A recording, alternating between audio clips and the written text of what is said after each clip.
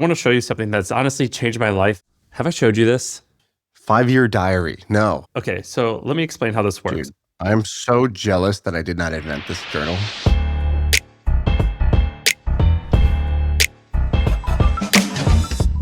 So basically, here's how my 5-year journal works. I on every single page, it says December 1st, and then it has the first year, the second year, the third year, the fourth year, the fifth year. Oh. Yes. I'm interested. You Gotcha. took this journaling thing from like, oh, great, the most boring topic ever, journaling, to, oh, wait, that's pretty cool. I kind of want one. I started doing this in November, the week of Thanksgiving, actually. And so your boy's getting to last year's entries. Like a week ago, you mean? I started doing it a year ago last week. Oh, last year. Okay. I've talked about this 3 times now. This is the 3rd time. This is the first time it's clicking. But the reason it's been very special this week, because I'm getting to my previous year's entries. And I had purposely did not look ahead to remind myself. Right. Do you want to know something? The biggest takeaway? I don't change. Like, what do you mean? Like your habits, or what you're doing, or how you feel? I have complained about the same stuff for 10 or 15 years. And I have previous journals where I look back and I'm like, I've complained about the same things. Give me an example. What do you mean? So, is the way that I'm spending time right now, is it even worth it? Is working on this business even worth it? Do I want to go all in on being creating content, or do I want to go all in on being behind the scenes? Right. Where should I live? Basically, I complain about the same things all the time. Why did I lose my temper today and make myself look stupid? Why didn't I pause for 10 seconds and reflect before I snapped at my wife or a kid or something? And I think I've concluded a few things. One, humans don't change. Actually, let me rephrase that. I've concluded that change is unnatural. Change is not natural. It's inertia is natural. Yeah, right. Inertia is the default. And so you can change. And I actually have changed a lot of big things in my life. And I was thinking about what causes change. And I think a good representation of what causes change is in business, typically this happens at the 10 million mark. The difference between 10 million and 100 million a year business oftentimes is systems. So I think it typically comes down to hiring great people and creating great systems. And the reason why I love business is because it kind of teaches you a little bit about life. And what I'm learning about my own life is that the moments that I've changed most in my life is when I've had a system. And a good system, what it does, it makes it more predictable by taking away how you feel at the moment. The way that you feel on any moment should have nothing to do with the actions that you take to get you to the goals that you've set. So for example, the times that I've lost the most weight and gotten the most fit is when I had an accountability, a nutritionist holding me accountable, or I had a trainer who I had to see, or I was following a plan. The times that I've stagnated most of my life is when I've not had a plan and I let my feelings on that day dictate what I do during my schedule. When I have a good company, your salespeople have scripts that they follow. They have checklists for follow-ups. They spend the early morning doing outbound. The middle of the morning is doing follow-up emails, and it's like a system. And I just wanted to talk about A, do you have this? And B, we should talk about some of the systems that we've implemented in our lives that have actually made real change. Because I think the key to living a successful life, not just money, but success defined as getting what you want, is creating a system. I mean, you brought up a pretty amazing topic. I think you started with the journal, which again is just incredible. The year-over-year journal, which I think is incredible. It's basically a time machine because you get to see where you were. And so it forces perspective, which you wouldn't normally get. The vulnerability of being dude, I don't change. I'm the same complaining, mother effer that I've been for the last, 10 years. I think that's really funny and honest. And then you have the systems thing. Now, the best quote of this, I think, comes from James Clear, or whoever he got it from, in his book, Atomic Habits, which is, we don't rise to the level of our goals. We fall to the level of our systems. You see this everywhere. Everywhere. I see it in my business. I see it when I'm coaching basketball. I see it in my fitness life. You see it everywhere, which is that you don't become what you want. You don't become your potential, that's for sure. You become what you become what you regularly do. The old, I think the Aristotle quote, we are what we do repeatedly. And so what do you do repeatedly? You do what's autopilot. You do what's defaulted. You do what you have on an automated basis and not what's based on how you're feeling in the moment, which is like if it was a graph, it'd be up and down, up and down, up and down, up and down. And so I think you're spot on that this is inside the company and outside of any of your work stuff. It's the same thing. Let me give you an example. Here's what I wrote about on 12/5 of last year. I said, I'm one text message away from going Amish. I'm so sick of digital distractions. It's a drug. And then I had this other section. I'm like, when I hang out with all these like successful people, I have to remember my roots. I'm just a punk rock skateboarding redneck from Missouri, and I shouldn't get caught up in this fancy stuff or wanting to achieve all this fancy stuff. That's an example. And the reason I'm bringing up the digital stuff and being distracted is I wrote about that 3 weeks ago in this same thing. Right. So there's one thing I think that goes underneath, that comes before the system, right? Because you're basically saying like you need a plan, you need a goal, and then you need a system that's going to get you to the goal reliably, right? A system that if you just follow that, it's sort of the mechanics, the physics of the system leads you to a certain outcome. And I think that's very true. But there does seem to be like a couple things underneath that. One is the blueprint. So figuring out what to want. Because if you set up your systems towards getting to get a goal that wasn't the goal that actually would change the feeling that you want, you'll be perpetually on the hamster wheel. This happens a lot in business, right?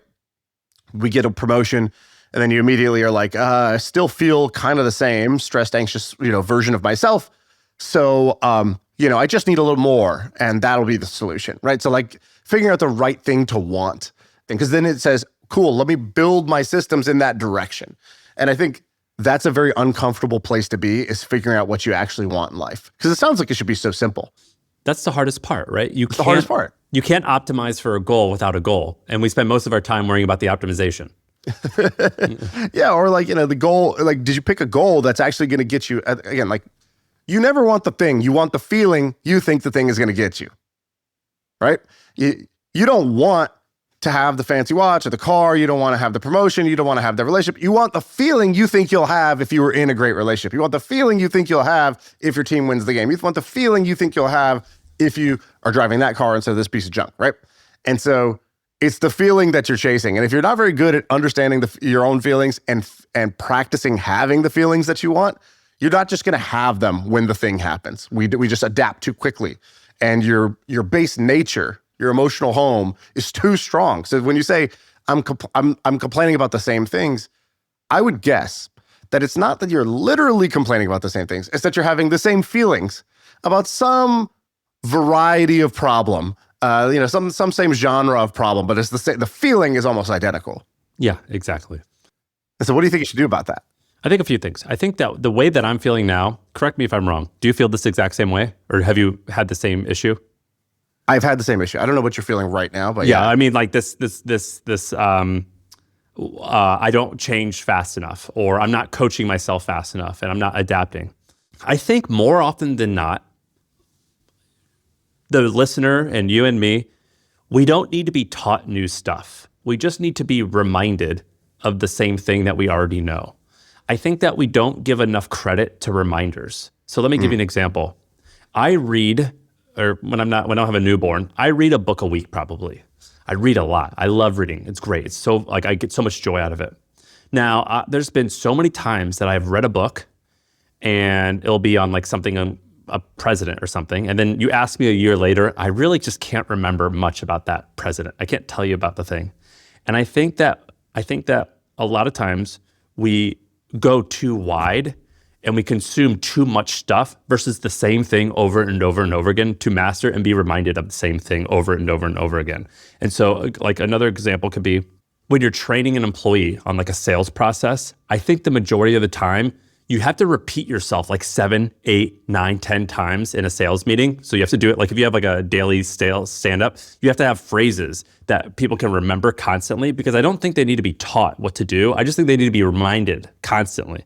So I think reminders are important. I also think that a system of accountability. So when you hire employees for your business, or at least when I do, I'm like, oh, I don't want to do that. I could just do this on my own. But I've noticed that when I hire employees for my company, I then feel like, well, now I have to keep feeding this system because now I'm held accountable. And it's very painful, but I get significantly better results. And so when I back myself into a corner where I must perform and otherwise I'm going to let others down, that's when I get the best results.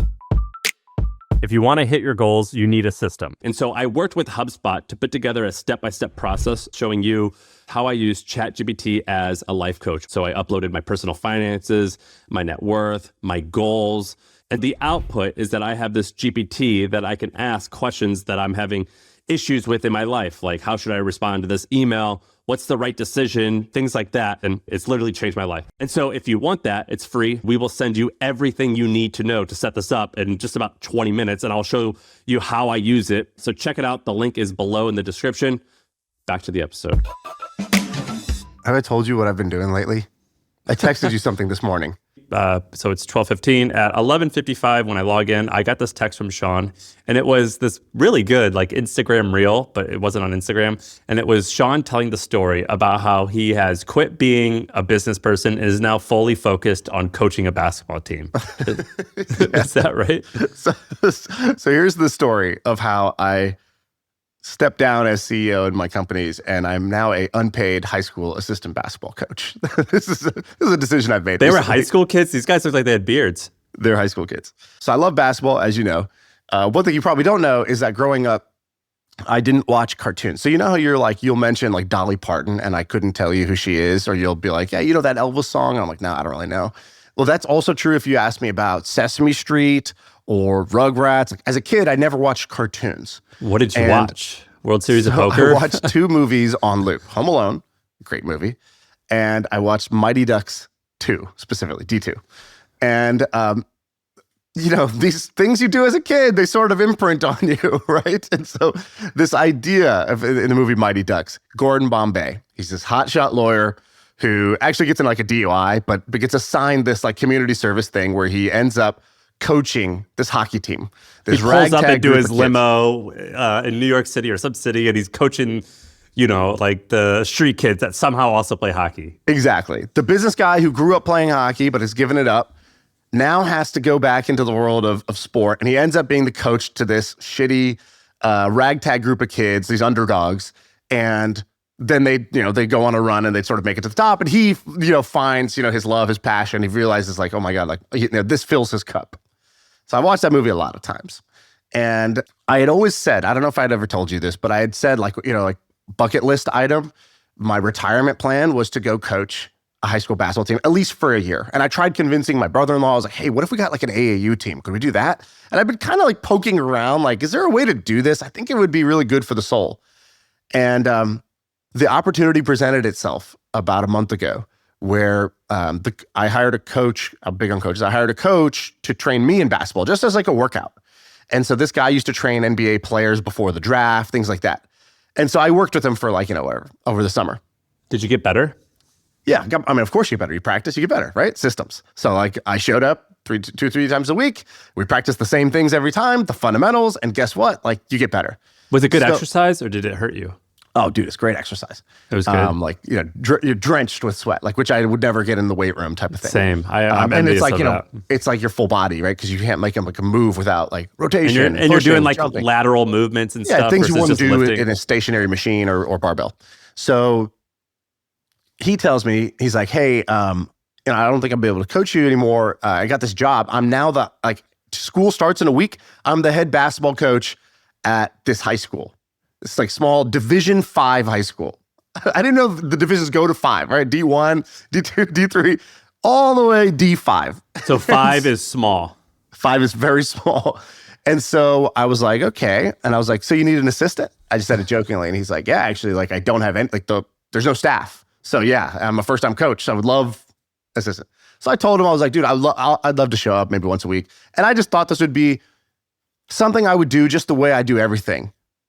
Half-ass, baby. I thought that I would make a fun commitment in the moment and then sort of back away over time. Things that I've done many times with many cool ideas in my life. But this year, I'm trying to be a different guy, right? I said, I'm going to play the piano, and guess what? I sit there and I practice scales and I play the piano 4 times a week, and I'm getting good at it, and I'm doing the boring things, and I'm sticking with it. I'm not giving up. And so I did the same thing with this, where I was like, I'm going to show up.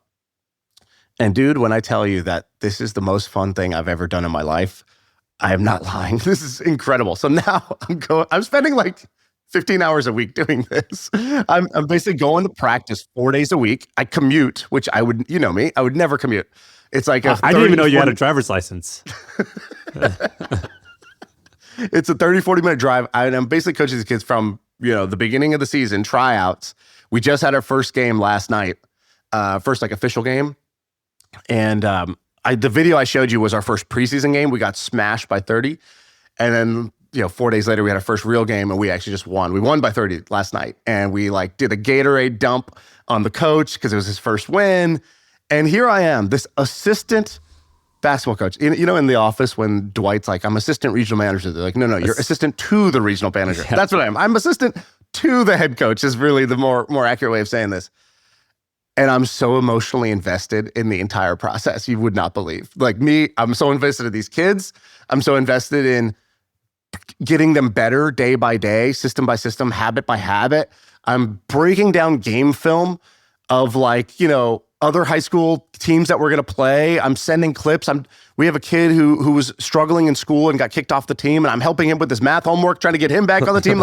I am so in. It's not even funny. So are you, I don't know much about sports, or at least basketball. I don't know much about basketball. Can you tell a player to make minor changes and it actually impacts the game? Or is it just like, if you're 7 foot tall, you're going to win? Well, this is why I brought this up. So you were talking about repetition, reminders, habits, systems. Well, sports are, of course, the great teacher of life. It's this little petri dish. It's like a simulation of life, right? You as an individual, you working with a team, you going up against competition, you facing defeat regularly, and you getting to go practice and then seeing if that translates into the real world, right? And there have been so many things where we would tell the kids something and then the first scrimmage would happen and we would just get our butt kicked. And it's like, we told them this. That's the exact thing we've been telling them. And then we had to take a step back as coaches and be like, oh, that's because the job is to drill this 50 times. Yeah. We did 1 of 50. And our perspective was wrong, which is that, I'll tell them once and then they'll get it. And then they'll just do it live in action when the moment happens. Like, no, you won't. You will default. Inertia, baby. You will default to the thing that you already do, the old you.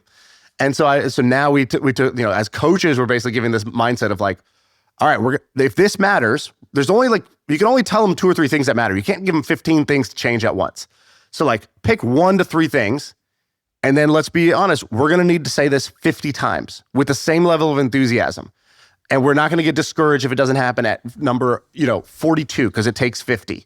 And that's the mindset as a coach. But it's the same thing in your own life, which is you seek progress, not perfection. And reminders matter a hell of a lot more than some new strategy, some new play, some new thing that nobody's ever done before. You want that. You want some new answer because you're like, maybe I was just missing the thing. And actually, no, it's because I didn't internalize the answer that was already on my plate, right? And that reminders, like you said, are extremely undervalued to the point where not only are reminders undervalued, they're sort of discriminated against. Reminders are the minority class of self-help, right? Because when you tell somebody something that they already know, what's their reaction? It's not like, oh, thanks, that's helpful. Yeah. It's, I know that, right? It's defensive. It's like, that clearly can't be important because I already know it. And it's like, no, it's coming back up again because it's that important. Dude, this is hilarious. This has happened. I don't know if the listener can tell this. This has happened so many times where you and I come with the same exact thing, not even realizing it. If you're an entrepreneur listening to this, you are going to be nodding your head. But how many times have you come up with a brilliant idea and gone to your company and in all hands it says, this is what we are doing now. And it is new and it is different. So many times, right? Yeah. And I've come to the conclusion that a company can basically only do 1 new project, maybe per quarter, but it could be every 6 months. And when I say project, I mean something relatively small. Like for us, we had never advertised before. Now we're starting to advertise. It's like, just do Meta. Do Meta and get really good at that. And you think, well, we should advertise on Meta, on LinkedIn. We should buy podcast ads. We should do this, we should do that. It's like, no. Just that one thing and let's really master it. And it's going to take 6 months. And so it's kind of funny that you're hearing that, I don't know about basketball, but what are you telling them to do? Just that one thing, or you said 3 things. What are those 3 things? Okay, these are a little bit nerdy basketball things, but That's right. Here's one. Something called playing off 2 feet. So the way that, how do I explain this? If it's not like, okay.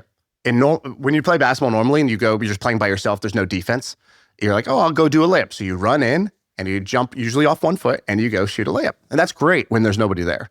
When there's defense, that's a lot harder to do because not only are there people in the way, but when you jump off when you just run and jump off 1 foot, you commit to like that path being the only thing you can go do. And so what we have is a lot of undersized guys, right? Like our point guard is like, I don't know, 5'7" or something like that, right? We don't have like 6'4" athletes that are just going to be dunking and finishing at the rim across the board on our team. We have like, I think, one guy who can dunk pretty much. And so we had to teach them that there's this other way of playing, looks a little less sexy, but is really effective, which is when you get into the paint and you're amongst the giants in the crowd, you come to what's called a jump stop. So you just land on both feet. And now you have options. You could pass, you could pivot, you could shoot, you could step through, you can do a bunch of things, but you're more under control. It's almost like a slower way to play. And it's not what you practice it's not what you do when there's no defense there. When there's no defense there, you just kind of naturally will go do this. But guess what? In the real game, there's always defense there. So we're going to do things, we're going to practice like what happens in the game, and we're going to do things that match our athleticism. And this is a habit that you guys don't have. And so we're going to like drill this, not once, not twice, but every single day. You're going to get reps at doing this, and you're going to hear us say the same phrase, play off 2, play off 2, play off 2. You're going to hear that till you hear it in your dreams. All right. So that'll be like, let's say, one of the like core principles that it's like, that's a change we need to make, right? Because change requires that level of like repetition to do a new behavior. You're going to say it until someone hears it in their dreams. That's what we have to, that's exactly what I'm meaning about reminders. You have to, it's like, that's so funny. Number 2 is what? And by the way, the actual test is you say it till you hear them saying it to each other. Once they're saying it to each other, your job as the coach has like, you have successfully incepted the idea into them. This happens also as a CEO, right? Like whether it's habits and how we do meetings or whatever, or it's like what matters, what are the priorities, you've done it well when they're saying it to each other. Okay. I used to do this test with companies, like if I would invest in them or they were running into trouble, and they'd be like, yeah, we're trying to do X. And almost always in there, the little magic trick you can always pull is you take, let's say they have it doesn't matter how many people, it could be like just their top 5 executives, or it could be, 15 people at their company. And you say, hey, everybody, I would like you to write down the top 3 priorities of the company. What actually matters right now? And then you look at the CEO and you see the CEO start to realize like, oh shit, we are not on the same page. Like I have not done a good job. They don't even forget doing it. They don't even know what we're supposed to be doing. I have not even successfully communicated the priorities, because everybody, what they'll do is basically they will focus on their problems, my little problems in my part of the world, or recency. What's the most recent fire that somebody put on my plate? And like, that's just the thing I'm thinking about. I kind of forgot about all the other shit we talked about at that all hands or at that meeting or at that offsite or whatever the thing was where we made our plans.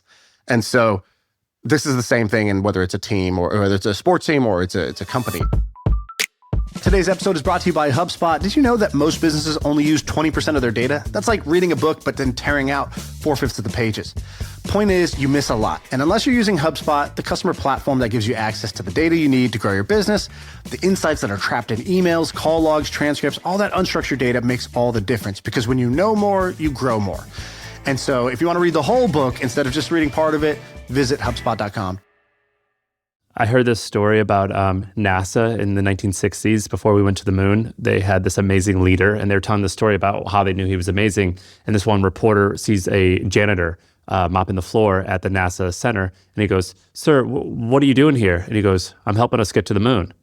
And that was like the best story ever, because like they all knew the mission. Like we all are playing a part in getting us to the moon. Right. By the way, there's like such funny things that happen. Like, one kid like came to practice like 10 minutes late, and we're like, dude, you can't be late. And he was like, he's like, sorry, I was at work. And then we look at his hands are covered in grease. Like he's a mechanic, I guess. He's like, our point guard's like a mechanic. And then he comes to practice. And like this other guy, you know. Dude, like, wait, in high school, they have like jobs, you know. Is like, his name Vinny? Does he like dude, our best player's named Vinny, yes. Fucking A, man. Yeah, Vinny's amazing. Like Vinny, yeah. So anyways, there's all these little things where you're like, oh, you forgot what it's like to be, first of all, like a teenager, but secondly, you forgot like how much of the basic habits have to be installed in somebody that will serve them not just here, but also like whatever they do, right? Because most of our guys are not going to be in the NBA, right? None of them. So it's how do I teach you something that's useful today for you on this team so we win and have fun? But that's like a master skill that's going to serve you in the future, right? Like I'm not doing my Gordon Bombay if I don't actually do both for them. Do you think how much percentage of a difference will, so let's just say let's say your team is a 5 out of 10, just average. Yeah. Good coaching, what do you think that would change? I think good coaching can take a 5 out of 10 team to an 8. Which is great. Which is dramatic. Yeah. I think in my leadership position in my career, I think I've only been average and I've seen great. And I've particularly loved reading military books like about Navy SEALs and stuff like that. And I think I get good examples of what a good leader looks like.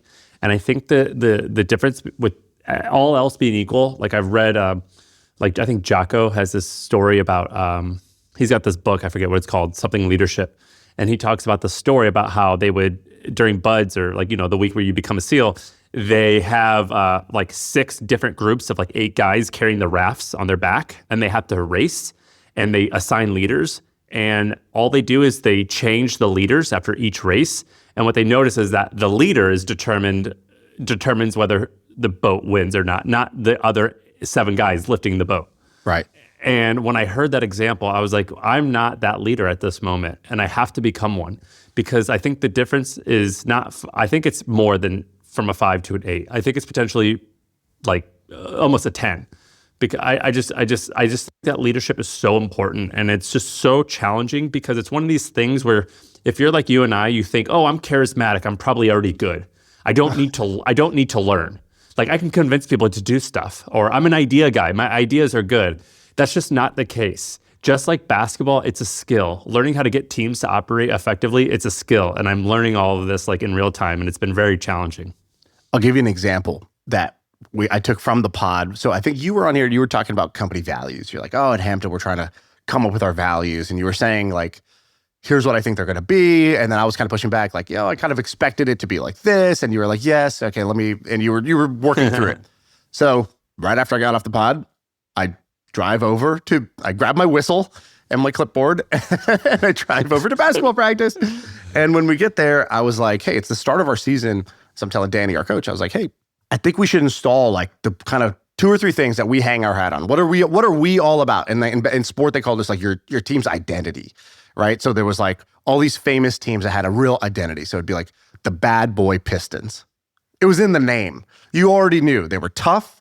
They were mean. They had a nasty streak. And you could not push them around, right? They would push you around. They were the Bad Boy Pistons. In the modern day, there's like heat culture is a big one. So the Miami Heat are known to be this team where they hold a standard almost like military. So for example, I think they're the only NBA team that does this, where you get tested on weight and body fat every single week, and you're either fined or you don't get to play if you are not keeping your body. Like, it doesn't matter who you are. If you're the star player, like you can't just coast by on your talent. And so they demand, and they demand it from day one. So it's like, by the time you show up to training camp, you need to already be in shape. You don't come to training camp to get in shape. And that's just a known thing that's their standard. And so it doesn't matter what it was like where you played before. When you go there, you already know what they're all about. You've heard the stories. And so you got to buy in or you're going to be out. It's one way or the other. And so we go there, and our first day we do it all wrong. We're like, okay, what do we, it's all about playing hard. So effort is going to be one of our things. So we tell them that at the beginning. We tell them 3 values. Well, effort's the first one, then we had 2 others. All right, right. So you get to the end of practice. Coach had to leave. Like the athletic director wanted to talk to him. So he's like, Coach Shaan will we'll finish up the practice. And I'm like, me? That's me. Wait, I'm Coach Shaan. I don't know what to do here. Okay, let me go ahead and help these guys out. So as we're finishing up, I just huddle them up and I'm like, all right, how did we do today on those? We started the practice saying this is our team identity, these 3 words. And I was like, who can give them to me? They couldn't even remember, right? They got 1 of the 3. So they got effort as the only one of the 3 that they remembered. And they were like, they wanted to remember, they just couldn't remember. So it's like to your thing about repetition and reminder, right? Like it's super important. So then I was like, so how'd we do on effort? And they were like, some guy was like, kind of like a nod with a shrug, like a pretty good. Another guy just shook his head no, with no explanation. Another guy was like, yeah, it was good effort. And then I was like, oh, remember what I was telling Sam, which is like Facebook's value was move fast and break things. It wasn't just like speed, which everybody could be like, yeah, we're moving fast. It's like, no. Are you moving fast? And like, are you moving so fast you're breaking things? Because if you're not, then you're not even playing at our speed. So what's yours? So I was like, oh, if we just said the word is effort, then like some effort's fine, I guess. Pretty good effort's fine. Like, wait, guys, what is it? Is it pretty good effort? Whatever. And there's one kid on the team who always beats everybody in the sprints. He's not the most talented kid, but he plays the hardest. And then whenever we make them run, he always finishes first. His name's Max. And I was like, oh, perfect. I go, all right, we have a new standard. It's called max effort. And I was like, if you're not playing as hard, but like it's like a pun, right? But I was like, if you're not playing as hard as Max, it's not effort. That's not what we do. We play with max effort. And so that's the only one of the 3 that stuck because it was like a campaign slogan and it like worked. It's like, it is actually like a bar you could pass fail. Whereas most of the other values were like, yeah, like we want to be really competitive. It's like, all right, we were kind of, there's no pass fail. You can't test it. Versus everybody knows, did I actually go at max effort today or not? It's like a very simple pass fail.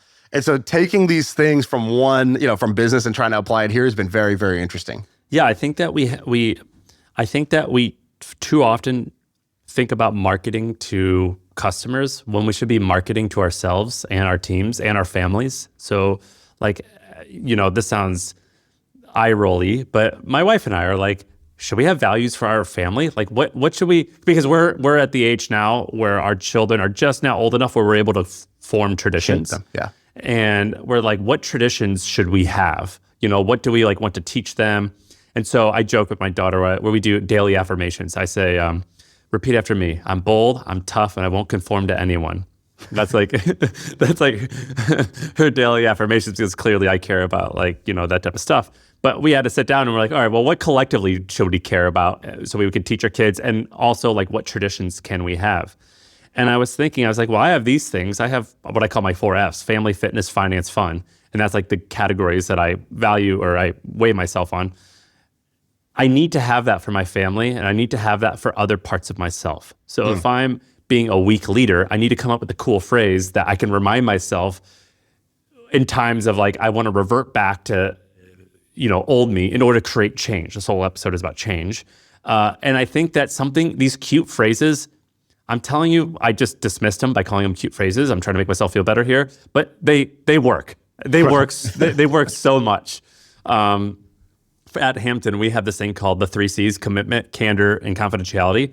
And so we have to repeat it. We have found roughly 6 times to our customer for them to understand and remember the 3 C's. And so it all has to be in a memorable format. So I was kind of studying this last night. So I was like, how do you actually do it? Because you said that, right? They need to be memorable. All right, Sam, tell me how you make them memorable, right? So it's like, you gotta like, it should be there's a couple frameworks, catchy, right? But I'm not an expert on that. I don't think you're an expert on that. And we actually care about this and we should be good at this. We're like actually pretty good at writing and pretty good at talking. It's kind of what we do for a living. And even we aren't like that far ahead. Okay, so who is great at this? Who's in what group of people is amazing at this? I don't know, marketers? Marketers. So the people who come up with specifically slogans, right? Yeah. Another one that's like, where is it life or death? Where do you have to be great at military this? Or police. Military and politics. You got to get elected, right? And so make America great again, right? Okay. That's a thing that if he repeated it 1,000 times, but it was enough to stick. It was polarizing. It was interesting. It was repeatable. It was like something you could get behind. So I was studying this last night, and there's this phrase called, I don't even know how you pronounce this, chiasmus, chiamus. All right, so here's an example of one. Sam, if I said the following phrase, if I said, ask not what your country can do for you, what would you say next? Ask what you could do for your country. Exactly. And that's a chiasmus. It's basically a sentence structure that is an earworm. I don't even know when was that said? When was that phrase said? It was said 50 years ago or something like that. JFK said it in 1963, I think. Yeah, exactly. So this is, more than 50 years ago. And yet off the tip of our tongue, me and you can say this phrase that was said before, 20 years before we were alive. That's how powerful that phrase is. Okay. And so what is that structure? And it's basically this, if you break down the sentence, they say this ABBA structure. So the first part is about asking, right? So ask not what and then it's your country can do for you. That's the B. Mm. Then the B, then you switch the order and basically is ask what you can do for your country, right? So you're going to switch the sentence structure. And there's these two overall structures. There's ABBA, and then there's there's an ABBA, and then there's an ABAB, right? Or ABBA. And so it's there's two structures that you could use. And so what you start to do is you start to find two phrases that individually are valid. Okay. So for example, I don't know if you've seen that podcast clip that goes viral where it's just people are like, oh my God, I hate podcasts, where there's that girl trying to be motivational and she says, she's like, don't love your job your love. Oh yeah, and the blonde hair lady. Yeah, and everyone's just like, it's like the ultimate groan. And the reason why that chiasmus doesn't work is because job your love doesn't make any sense, right? And so you have to find two individual statements that make sense, like asking what your country can do for you and what you could do for your country. Both are individually valid. Then you structure it this way and it becomes incredibly memorable. And if you go look at that JFK speech, there's 3 of them that he does of that same structure in that one speech if you go break that speech down. Yeah, here's another one. Let us never negotiate out of fear, but let us never fear to negotiate. Exactly. Chiasmus. And these sound beautiful. They're very satisfying to the mind. And when you understand how the mind works, you see that the mind loves order. It loves structure. If you look at how why is a face a beautiful face? Symmetry, right? The more perfect the symmetry of the face, the more beautiful the face to people. Another example of this, the game Tetris. Why is the game Tetris so addictive? Why are games like Candy Crush and Tetris so addictive? Because they actually tap into this part of your brain that's almost this cleaning instinct. There's a mess, and then you put one block in the right place, and it evaporates the mess. It creates order out of disorder, and the brain loves that. It just wants to do it again and again and again. And this is the basis of the game design of Candy Crush and Tetris. And so the brain likes what it likes. And so if you want to use, deciding to change your brain, which is this multi-thousand years of evolution, is very hard.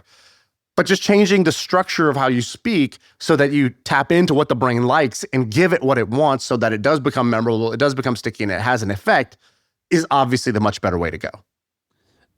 This is pretty profound. This is very fascinating. What did you read to learn this?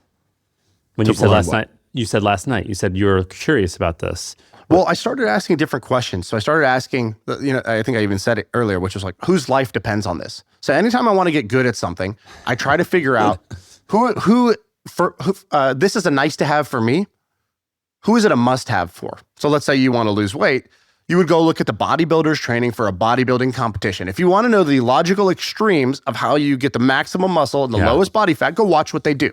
Yeah. Now, whose next meal is dependent on getting this right? Exactly. So for example, right now I'm writing the book, and I told Diego yesterday, who's helping me, I go, we're doing this process where I write in the morning and then I do a bit of a show and tell with them and I kind of show them what I'm doing and then I get feedback. But I'm like, the problem with our feedback is I want you to like it. So I want to show it to you.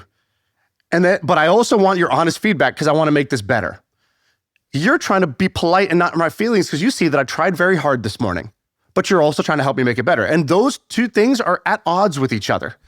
And I was like, we don't even know how to give feedback in this way that's look, I need to be able to share so that I can get this better. But I don't need my emotions to swing based on, yay, they liked it, I did a good job. Oh, they didn't like it, I did a bad job. It's like, that's so lame and a waste of energy. And on your end, I don't need you having one part of your head saying, how do I say this the right way? Because I want to be nice and supportive versus like, hey, how can I tell you what I'm feeling? Or, for giving feedback. So it's like this art of giving feedback on art, on something that's subjective. I was like, I don't know how to do this. And you don't know how to do this. Who definitely has already solved this problem because it's a must-have for them. So I was like, oh, let's text like a couple of people who are comedians. Because I was like, I think comedians have to figure out like, is this funny or not? And once I've heard the joke, once I've written the joke and looked at it 20 times, it's not funny to me anymore. I can't even tell. I'm too lost in the sauce.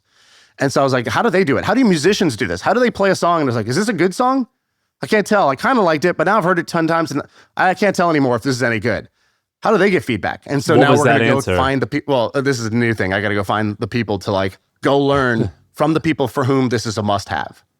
That's actually, first of all, I keep talking to the listener today, but there's 2 or 3 takeaways. The question of whose life depends on this, that's a great question.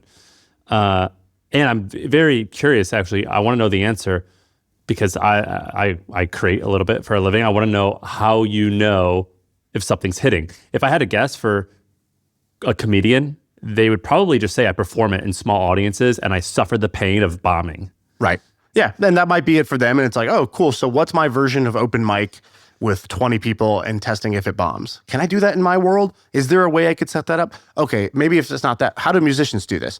And you sort of start to figure out, how do they do that? How do they get feedback? What's the language there? Pixar, I think, wrote this book, Creativity Inc., which is very, they talk about the brain trust that they have of how they show raw, kind of like not even a movie, but like a single scene and how they created a dynamic of trust. There's actually a great story of when Disney bought Pixar.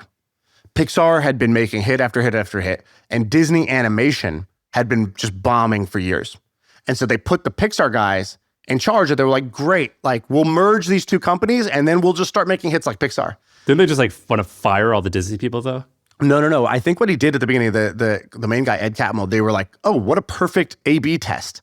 What a perfect randomized control test here. So what they did was they didn't blend the teams together. They didn't move them together. So what they did was they kept the teams separate. And then what he did was he basically took the Pixar method and he went and he taught it to the Disney folks. And he's basically like, if we just took our process, but not our people, could we make those same people who have been failing succeed? Kind of to your question earlier of like, how big of a lever is leadership, is coaching? Like, can it take a 5 and turn it into a 10? And they actually started creating hits once he taught them the process of doing this. And for them, I think trust was like the underlying thing, which is like, if you don't have trust, you're not going to share your work at the right times. You're not going to give real candid feedback. You're not going to receive candid feedback in the right way because you distrust what's going on. You think your project's going to get killed if it's bad, or you think this guy's going to come steal your thunder if you let him collaborate on it, right? You have all these fears that are basically a lack of trust. And once they installed their sort of like trust process, Disney Animation started making hits too. Well, and I think one of the the other points from that book was he was like, we have hit makers. He was like, we got like these 2 or 3 people who are just typically they're more right more often than other people. We listen to them. Like, he did like a pretty funny thing about that. We should okay, so for MFM, we've done like a handful of challenges, like the MFM fitness thing. We should do like a give back thing, because tell me about, I haven't like really given my time to give to others, which I don't know if you consider coaching. Is it like you rescued a dog, but you say the dog rescued you? Is it that type of like? That's exactly it. That's so funny. Like, you thought that you were gonna go and do it for these kids, but really, to be perfectly clear, my choice was selfish. I wanted to do it. I thought it would be fun, and it is very fun, and I do want to do it. So it's not like this like burden I'm carrying. At the same time, I had recently, like in the last 2 years, I'd given some money to charity, and felt nothing. Like, so maybe I did some good in the world. It's hard to know. You give the money and it just goes in a black box mostly. And then, hopefully something good, hopefully someone's life got changed from that in some positive direction. But I don't know. And I didn't feel anything. So I didn't want to like triple down on that. And my trainer has this great thing he says. Basically, he always talks about, he's like, oh man, he's like, our economy. And I was like, why do you talk so much about the economy? Like Jim Cramer? Like, what are you talking about over here with, okay, Powell, what are you talking about? The interest rates of the economy? What are you talking about? And he's like, no, like, he's like, us, he's like me and you and my other clients, and which, because he trains my mom, and then my mom, then they refer to another person. He's like, it's all like a web, right? And so he was like, I'm just talking about like our local economy. Like, he's like, I want that little economy to thrive. Local, not like, I don't care what's going on in the macro. I want the local to thrive. That's what I can affect. And if that's thriving, like that actually like improves the lives of these people that I can see, feel, touch. And if everybody was just doing that in their local little bubble, then the big picture would take care of itself, right? I was like, okay, fair enough. And he even like went farther, like again, like this sort of cute thing. Like he was like, I was like, so if the normal economy measures GDP, gross domestic product, I was like, how do you know if your economy is doing well? He's like, baby, smiles per hour, baby, smiles per hour. He's like, I just want everybody to be smiling. He's like, if I made you laugh and then you carried that vibe into the house with your wife next and with your kids, and then they carried that into school. He's like, that's how it works.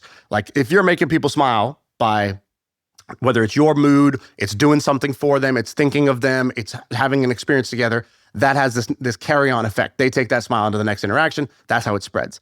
So I started actually like buying into this. I was like, it is about your local economy. It is about smiles per hour. And so I was like, what do I do that is a kind of give back, but not the way I did it last year, where I put money in some black box into some multinational nonprofit and then it just disappeared and I don't know what happened. I didn't feel anything. I don't know what happened.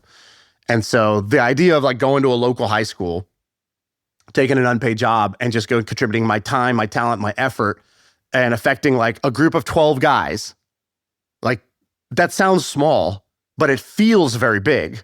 The other thing, for sure, solving world hunger sounded very big, but felt very small. Like there's no feeling. And so I don't know if this is the right direction or wrong, but that's the one I've gone. I'm not charitable. I want to be, but I'm like a little bit, I'm like, I don't know how to be. I don't want to just write a check to someone and not feel anything. I want to be selfish. I want to get value out of this, just like a feeling. And so I talked to, do you know who Mike Beckham is? He started Simple Modern. Yeah, the hugely successful water bottle company. So he told me all the numbers and he told me I could share it. So he's worth $200 million because the company does something like $200 million a year in revenue and does $50 million a year in profit.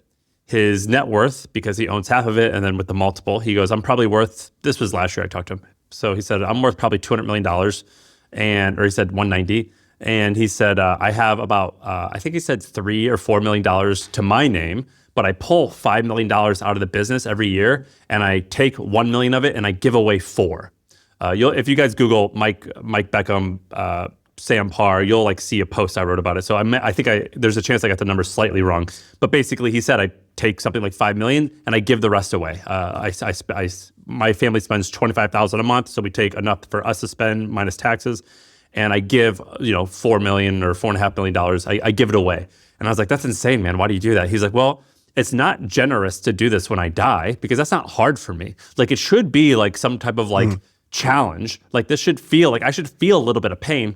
But then he said something really great. He said, the more that I give, the less loud the greedy voice in my head becomes.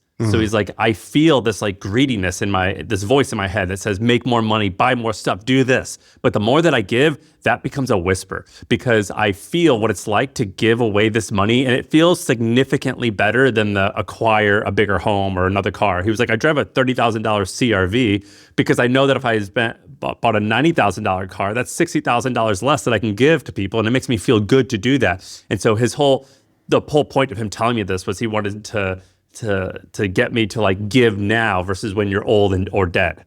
And I thought that was very inspirational. It wasn't that inspirational because I haven't done it yet, but more admirable. Yeah. Than inspirational. Yeah. It inspired me like like the Rocky movie. Like, I should get into boxing one day. Totally. But I did think it was really awesome. This is for the folks out there who have a business that does at least $3 million a year in revenue. Because around this point, that's when you're able to look up after being heads down for years building your company, and you realize two things. One, you've done something great. but you're still a long way from your final destination. And 2, you look around and you realize, I am all alone. I've outrun my peers, which means you're now making $10 million decisions alone by yourself. And that is when mediocrity can creep in. My company, Hampton, we solved this problem by giving a room of vetted peers, of other entrepreneurs who are going to hold you accountable, call you out on your nonsense, and help show you the way. Because the fact is that there's only a tiny number of people in your town who know what you're going through and who have been there. And they're hard to find. The biggest risk is not failing. You have a company and it's working. You're going to be fine. But the biggest risk is waking up 10 years from now and saying, shit, I barely grew in business and in life. And for people like you who are ambitious, wasted potential and regret is what we want to help you to avoid. We have made so many of these groups and we have 1,000+ members. And I know this stuff actually works. It can change your life. It changed mine and I know it will change yours. So check it out, joinhampton.com. I've read this a few times on Twitter where somebody will say, oh, I started either microdosing or I started taking Ozempic or whatever, one of the other. I've done all those things. You can just ask me. Okay, so maybe you had this too, but they talk about food noise. Which was yeah. not a phrase I'd ever heard before. I don't know if is that common, but they basically said the biggest change is not the weight loss. It's I don't have food noise. Basically this part of my brain, this chatter in my brain about the next meal or about should I have this or wanting this or. Let me give you an example. Yeah, is this real? Yes. So I have an addictive personality and I had addiction stuff before. And tell me if you've ever experienced this. You get a piece of dessert, like a cake or something. You eat half of it. You put the rest in the refrigerator. And then you go lay in bed. You lay in bed and you're like, but it's still there. And it's uneaten. I think the fork that I use might still be in the sink. I could probably just use that. Maybe, I'll just go up and get a little bit of bite. And so you get in bed and you eat one little bite, you put it back. And then I will do this 7 times until it's gone. And then it goes away. And I say to myself this, I say, shit, well, I already did this. I might as well eat this entire sleeve of Oreo cookies. Right. And before you notice you've done 1,000 or 1,500 calories of binge eating, but it's all based on one urge. That is the food voice. And when you take GLP-1s, not only does that voice get dimmed, other addictions get dimmed. I noticed I bit my nails less. I noticed that I wasn't craving. It used to be where I would smell beer. If I walked by a brewery, I'd be like, let's go see what's up. Not anymore. What is up when you go see what's up in that situation? The secret is you should not go see what's up. But you smell the hops and you're like, oh, that's nice. Right. But it definitely turns it down. So I wanted to ask you about this on the money, the loudness of the money voice, of the more voice in your head. Because a few podcasts ago, we did an episode. I think the front half of it was about something sort of silly, but the back half of it was us talking like we kind of mostly did today. Just what's hard for us in life, what's some of the wisdom that kind of helps, and just sort of I don't know, trying to figure shit out loud, right? Yeah. In front of a bunch of other people, a bunch of other strangers, which is a little bit uncomfortable, but you do it. And in that, I mentioned this thing that had come up, and I had a lot of friends who were basically they have all the success and then they go start another company. And it's then they stress out, lose some hair, gain some weight, and try to build another company. And you said the best phrase ever too. Yeah, this is the phrase that a lot of people DM me afterwards, which is you've already earned the last dollar you will ever spend. So why are you trading good hours for bad dollars now? And that's something that I had thought of for myself and when I saw others, but that doesn't mean I'm immune to it either, right? I still am in the same boat. I think I have it to a lesser degree in the same way that that food chatter you were talking about, that guy's got a megaphone in my head.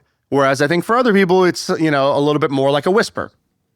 And so I want to do 2 things. I want to ask you about the voice in your head, and then I want to tell you about a ChatGPT coaching conversation I had about money. I kind of want to just read you what it said to me a little bit. But first I want to ask you, you are also in that boat where I believe you have earned the last dollar you'll ever spend. You're a pretty frugal guy in general. You're not like Mike Tyson buying tigers. You had a great exit with the hustle, and you have earned the last dollar you'll ever spend. But here you are, starting more companies, maybe making some investments, and every day you wake up and you take your life energy and you go to an office with other people and you do this. And you can always talk about how you like working and the mission. I'm not saying it's bad. That's not what I mean. I guess what I mean is, how do you think about money and wanting more? Are you honest with yourself that you do want more? And then how do you square that circle of but I don't actually need more because I have already earned the last dollar percent? Or do you not think that's true? So I just want to hear what's that chatter in your head? How loud is it? And what does it say? I think so nothing is all or nothing, or there's a priority of lists. So the number one priority for me is I just don't know what to do. I don't know how to spend time. And when I spend time sitting around, I feel like I'm missing out, or I feel like I'm not contributing, and that feels bad. And yet, when I spend all the time working, some days I have bad days, and I'm like, what am I doing? I should be doing this other thing. So that exists. But then the one right below that is I'm not good enough, and I have to. And my self-worth is directly correlated to the success of the thing that I'm working on. My self-worth is my net worth, basically, right? Yeah. You could say that. And so that's probably through years of trauma and believing something, but it's hard to break. And then the last thing is more money does feel good. Yeah, it definitely feels good. And what I have to do, I do math all the time where I'm I don't need more. Everything that I want, I have, but I can't break that. I guess if you wanted to be a therapist or a psychologist, you would say the reason you don't want to change is, or the reason you don't change is because you don't want to. You like how it feels. Do you like how it feels? I love when things go well at my company. I do feel on top of the world. The problem with building companies is you typically only feel like that 10% of the time. Right. Things are bad most of the time. Ineffective way to get that feeling. Yeah. So I say I don't gamble. I don't do drugs and alcohol. And instead, this is a dopamine slot machine. Yeah. Okay. So it's do you like being addicted to gambling? You say, no, but when you win, it's so amazing that it makes you... But at least it's not heroin, is what you kind of just said. Yeah, and then I also justify it by saying, and this is a bad justification, and I'll prove it to you, but you say, I want to... you say, I'll go ahead and do the work for you. You say to yourself, well, I don't want my kids to just see me sitting around, and I want them to see me working really hard, and I want to set a good example. But then they probably would rather be with you. Yeah, they want to see me. Yeah, and I think I do good. I go to the office from 9 to 4, 9 to 5. But then I also say I'm doing this for them, and it's what is this? What is this for them? How does that make sense? You know, do they don't need anything physical? They don't. They don't. What do they need that I can't give them already? Right. Yeah. Is 50-hour weeks the most effective way to just give them the general principle that you should work hard at things? That might not be the most efficient route to that answer. Okay, so I wrote down 3 things. I wrote down imagination, which I think is the first part. The first one you said, which is I don't know what else. I kind of don't know what else to do. I want to do something, and I don't want to do nothing. Therefore, I do this thing. And I think about that a lot. I think that Sully came on the podcast a while back, and he said something where he goes... Sully being your good buddy who is presumably worth hundreds of millions of dollars, is one of the more successful entrepreneurs we know. Correct. He's my great friend, but he's also the guy who I respect and trust the most when it comes to entrepreneurship and kind of business strategy. Wisdom. Yeah. And I've met a lot of people wealthier than him, but he consistently is the highest signal, best judgment person. And just the way he approaches and attacks business, he's just like such a winner. Okay. So he came on the pod and he goes, I used to think I was limited by some lack of resource. Maybe I didn't have a skill I needed. I needed to learn how to code. Maybe I didn't have enough money. Maybe I didn't have enough time. Basically, he's I always just thought, I didn't have the network. I didn't know people. I just assumed I lacked some resource. And he goes, now I realize that all I ever lacked was basically imagination. He's the thing I lacked the most was even figuring out what to want, what the possibilities were of what I could do, and how I might be able to go do those things. That sounds kind of hand wavy, I guess.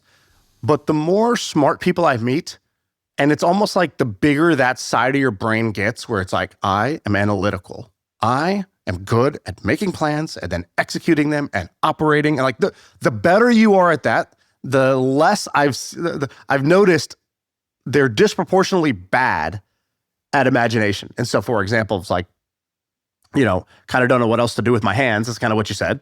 There's a lot of things. There's actually a ton of things, right? Like the stupid example I gave earlier, and this wouldn't be the right thing for you, but it was the right thing for me, which is like, well, what if you, instead of going and chasing down the next investment or starting another company, and I got a bunch of deals and I got a bunch of ideas, like the right thing, the thing that was fulfilling was, hey, what if you took 4 months, one season, and you just coached a high school basketball team? That was actually the right answer for me, which totally out of left field, doesn't even make sense. It wouldn't be the right answer for other people, but it's the thing that like totally fills my cup in a way that another business that was successful would never do. Yeah, but I think that you're not, or maybe you are, but it's way harder than you think, or not than you think, but figurative you. I think like that imagination game is quite challenging.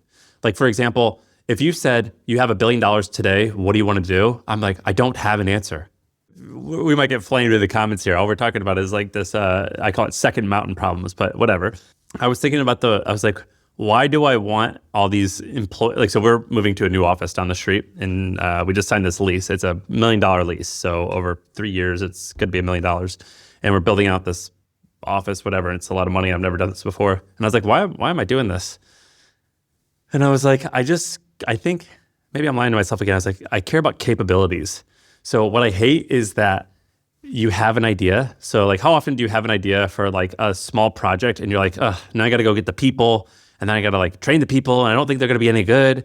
Like, Yeah, all the time, yeah. And I was listening to Arie Emanuel talk, and he was like, we have this thing and this thing and this thing. And I was like, how cool is it that your company and you have all these capabilities?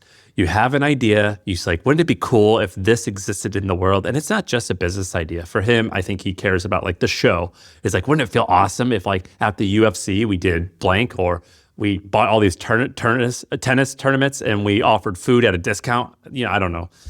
And I love the idea of having lots and lots of capabilities. And I think that's why business building is fun. Mm. Yeah, I have that right now. Actually, I forgot to say this, but one of the things I've been talking about for a while on here, but have not executed, right? Like the walk hasn't matched the talk, is I had this realization that video is the language of the internet. It's like if the internet was a country, and it would be the most important country in the world, it'd be more powerful of a country than America. So it's like a place where you live and you spend time. I think the internet is that. People live and spend a lot of time online. And then you say, all right, well, do you speak the native tongue? Because if you don't, if you come to America but you don't speak English, you're putting yourself at a pretty massive disadvantage. And I believe that video is the language of the internet. It's how people communicate online, whether it's long form like this on YouTube, or it's short form, which is growing more and more popular across, YouTube Shorts, Reels, TikToks, etc. It is the way people communicate information. And if you don't have the capability to communicate and tell your story, or connect with others that way, you're just not speaking the important language of the important country. In fact, like, it doesn't really matter where you were born or what you were doing or how hard you worked. Pretty much if you were born anywhere in the world, the best decision you could make for your like life quality and upward mobility was to move to America and learn English. Even if that meant starting at the bottom, even if that meant being uncomfortable, like in the long term, it was short-term pain, but in the long term, that was the best thing you could do. And there was no amount of hard work you could do in Somalia that was going to make up for that one decision. Dude, is this the most charismatic and epic way just to say you're going to start posting on Instagram? Yeah. So I'm going to start posting on Instagram. Did I not just sell your ass on the fact that I'm posting on Instagram? Dude, imagine your wife at the dinner table. Just like telling this story. Like, listen, years ago, our grandparents lived in India. The best thing they could have done is learning English. Now here we are today, the year 2025. Shaan, are you going to start posting on Instagram? Yeah, exactly. In fact, I'm going to start specifically just posting a story series about the coaching thing I'm doing. So basically like day one, basically like every week, I'm just going to post like a thing that I sent you. Dude, that was a good video. Do you get inspired by Marshall? No, not Marshall. There's actually these young guys who are doing this. There's this format where Airbnb? the Airbnb guy, Fire. And the bar guy? his name I think is Rajan. I don't know exactly what his first name is. His handle is something. But they're building like a luxury Airbnb in Virginia. There's a guy who's bought an old bowling alley and he's rehabbing it. And it's basically like, yo, I'm doing a project for shits and giggles, and like I want to make it happen, and I'm kind of new to this, or I don't have it all figured out, but I'm gonna share as I go. And I just like the format, and I think it's fun, and I want to do it specifically on something that's not business. Like it's very hard for me to get motivated to be like, and now I'm gonna give you business guru content. And even if I like business, it's just very hard for me to sit in front of the camera and do talking head content about business, or about myself, or about some new SaaS company. But I was like, this one I would want to follow, so I'm going to make this content. And so I'm going to make like a coach account. It's going to be like Coach Shaan or Coach P or something. I'll put the link in the Instagram, but or in the comments of this, or I'll put it on the screen. But I want people to follow it because I'm going to post videos on here, and I think they'll be great. That's so funny. I've been doing the Instagram thing. It's pretty fun because you start like trying to, it's basically because we're the old guys now. It's sort of like when people wanted to start newsletters or something, and it was like, dude, you're writing way too like tight. You got to be a little loosey-goosey. Right. I've done the same thing on Instagram where I start talking to the camera and I like get official. You're gonna have fun. It's very intimidating. Pop those two buttons down. Dude, it's so intimidating. We have, if you go to my thing, I do all of our videos now when I'm holding a spatula as a microphone because we had to like have fun and like So loosen Gen Z up. of you? Yeah. And it totally In your has $1 million worked. Manhattan office. Hey, fellow kids. Yeah, exactly. Dude, it's so funny that you say that. Your content is pretty good, though. The problem with it, though, the problem with all social media, like being like, I'm going to try to like post good short form content, is it's basically saying I'm going to go to the bar and not get drunk, because it's so easy for your mind to get wrapped up in the vortex of like, how many likes did that get? How many views did that get? Is that good? Is that bad? And so easy. I don't even know physically if, even knowing that, like, I don't know if it's physically possible to go in and not want that. So I could easily see myself aborting that, that process 6 months from now, even though in this case, it's like I'm doing it for just this basketball season, which is just 3 months. And it's only content about this random side quest that I'm on. It's not like, here's my personal IG. I'm going to create short form content every day. But let me tell you something I've been telling myself, and it's been helping so much. So a few things. One, the algorithm is so good right now on Meta that the right people see the right stuff. Like, I'm pretty sure that the camera knows like what I'm wearing and what my background looks like, what I look like. Like I posted a skateboarding video. It knows that I'm like doing a skateboarding thing. It shows it to the right people somehow. I don't know how it does it. And the second thing is that I have noticed, I've only been doing this for a handful of weeks now, and I'm going to be doing a lot more, but people text me when something hits, and that is so much more cool than the number of likes or the comments on the thing. It's just those texts. And the cool thing is, once you have a business, which in this case, you're actually probably not going to be doing it for a business, you don't need that many people to watch it. And like I'm seeing, it's changing our company. Like we're getting customers. I've made a lot of money off of it already in a very short amount of time with very few views. I think my most popular thing is getting like 70 or 80,000 views. That's not a lot for Instagram. And the right people are shown the right stuff, and you don't need that much to make it cool. There is something weird about like Instagram right now. And I know that like any 21-year-old listening to this is like, yeah, duh. But as like, if you are above 30 or whatever, and you grew up with this stuff, I've never posted on Instagram up until recently. The algorithm is way different than what I used to think it was. That's cool. Yeah, makes a ton of sense. I think you're doing a good job. I think the spatula trick is a good trick. I like that. Everybody's got to have a shtick. That's yours. You're the spatula guy. Great. That's where we thought we'd land in life. Let me write that in my diary. I mean, have you ever had the thought, like, what did your grandfather do? Dude, when I think about my grandfather, I think if I was him right now, I'd have like, 18 confirmed kills under my belt in World War II. And here I am with a fucking spatula. In an ammunitions factory in India. Yeah. Okay, so that's my grandfather. His idea of what work is. And you're talking to a microphone with a sheep on it that says, "Sorry, I'm late." Yeah, my shirt literally says, "Sorry, I'm late." I was dilly-dallying. That's what I wore to work today. Dude, and your grandpa lost 3 fingers before the age of 28. I was like, Arie, is this shirt too wrinkly right before the pod? And she's like, I think it fits what it says. It's like, oh, yeah, that's true.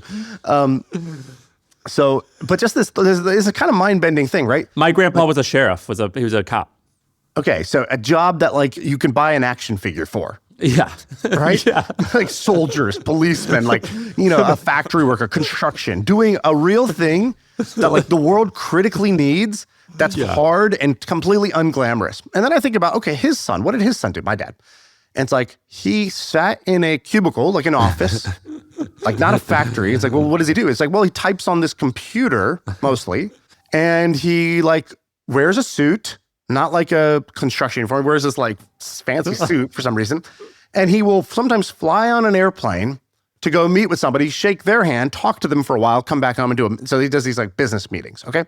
That's what I grew up, and that's so to my grandfather, what my dad did kind of looked and seemed like a little bit of a joke. And now my dad looks at me and he's like, you're wearing a shirt with a sheep on it, says I'm dilly-dallying. You're talking to your friend on this tiny screen. You're podcasting to who? What? What is a podcast? You can make, like, I'll still go to family gatherings and they'll be like, so how do you earn money though? And I'm like, I don't know. How did I explain this? Ads? And they're like, but where and how? I'm like, have I told you about HubSpot? And so my uncle has a CRM. I don't know why. But to them, what we do, which is like, yeah, you're talking with a spatula to a cell phone to strangers so that they can join, so that 0.1% of them will go spend 10 grand joining your membership community, like, it's like, what is this? And then you think about like what your kids are going to do. It's going to be completely unrecognizable. Work is going to be unrecognizable from one generation to the next is what I'm realizing. And I feel like such a fucking pussy doing it. Our kids are just going to be like live streamers, right? Like, that girl who was like, as comments were coming in, she'd be like, woohoo, cowboy, every time somebody did a cowboy hat gift. It's like, that's what our kids are going to do. Something that seems even worse. Or it's going to be like, I'm an AI therapist. It's like, what do you mean? It's like, well, I sort of, I talk to AIs to make them feel better. It's like, what? What is that? That's a job? I think about your mom all the time. Well, inappropriate. Well, it could go either way. I think about your mom coming to America all the time because I think about because the way you told the story was really good. And I saw myself in her situation of like, not having a lot, being on a plane for the first time, coming to America, we didn't speak anything. You just dropped off in Berkeley, I think it was. And like, you're like, what do I do? And like, I felt a little, not even close, but sort of like that when I moved to San Francisco, but on a much smaller scale. And I think about her all the time. And I think about like immigrants and stuff like that who like come here with nothing. And I'm like, and I'm complaining about this? I'm complaining that my apartment that's already huge isn't big enough and I want more and I'm sad about it and I'm going to pay a therapist money where they can hear me complain about this? What? The idea of a therapist is like someone you pay money to complain to. It's so funny. Like, I just think about that. I'm like, how ridiculous is this? Yeah. Sacagawea carried her 3-month-old kid across America for 2 years. For 2 years, she carried that kid in a piece of leather. Yeah, but the car rental place only had forward-facing car seats. And I need 4 strollers? She carried him in a leather sack without diapers. I think about that all the time. I think about this stuff like on a regular basis. How soft are we? It's so funny because, what's that famous Ernst Shackelford, the journey will be hard, people will die, like that job posting. What's that famous thing? Yeah, so Ernest Shackleton, honestly, the greatest book I've ever read. I think I said his first name like he's like Ernie from Sesame Street, and then I called him Shackelford. What's his name? Shackleton is his name, right? Or Shackelford. Okay. But whatever, he's just like the hardest dude of all time. The book, Endurance, probably, honestly, might be the top 3 books I've read of all time.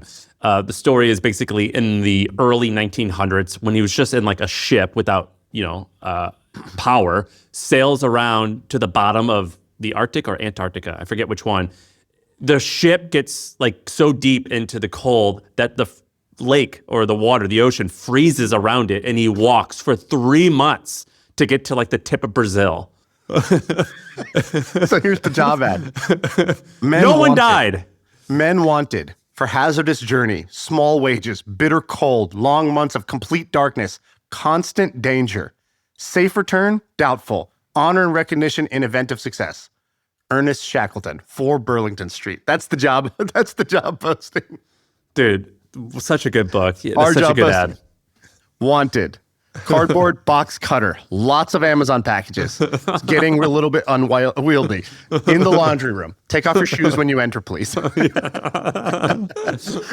Bring own box cutter. Don't have tools. Softer than cream cheese, man. I'm so soft. I pride myself in trying to be hard, and there is no pride there.